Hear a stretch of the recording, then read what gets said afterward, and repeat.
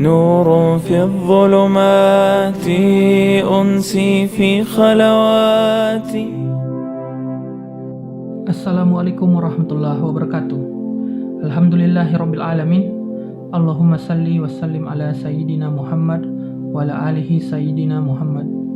Apa kabar sahabat niat baik? Semoga kita semua diberi kesehatan dan kemudahan dalam hidup.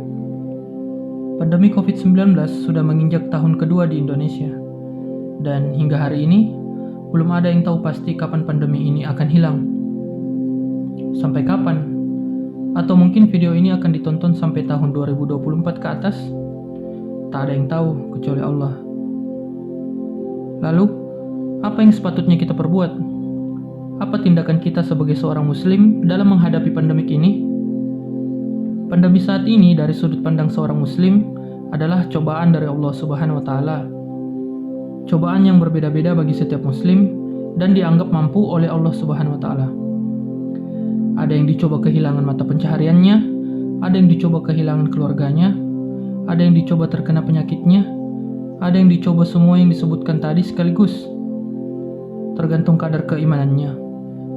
Dan ada juga yang dicoba menentukan kebijakan sebagai pemimpin. Karena Allah Subhanahu wa taala tidak akan memberikan cobaan kepada hambanya di luar batas kemampuannya. Seseorang dianggap mampu saat seseorang bersedia untuk ikhlas dalam menerima cobaan yang diberikan. Ikhlas. Salah satunya, mempercayakan semua bidang pada ahlinya. Mau belajar agama ke ustadz, mau menuntut keadilan ke pengadilan, mau memperbaiki kendaraan ke bengkel, mau berobat ke dokter. Semua ada ahlinya dan semua memiliki tanggung jawabnya masing-masing.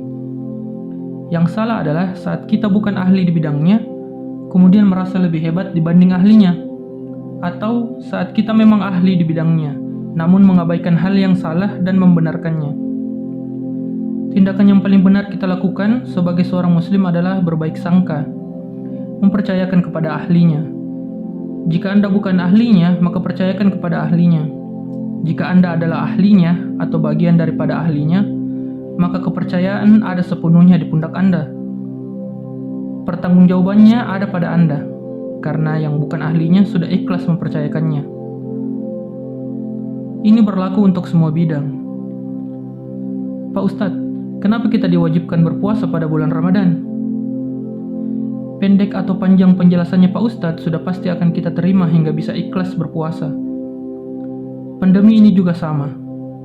Hasil tes lab menyatakan positif atau negatif COVID-19 juga harus kita terima, karena sudah ada ahli yang menanganinya.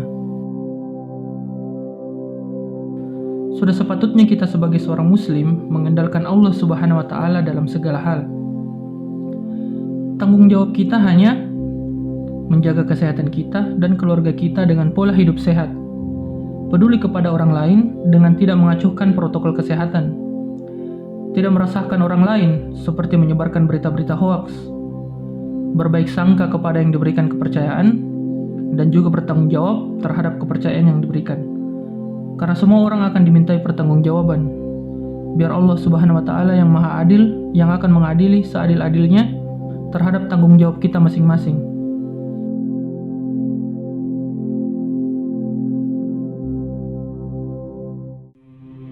نور في الظلمات أنسي في خلواتي.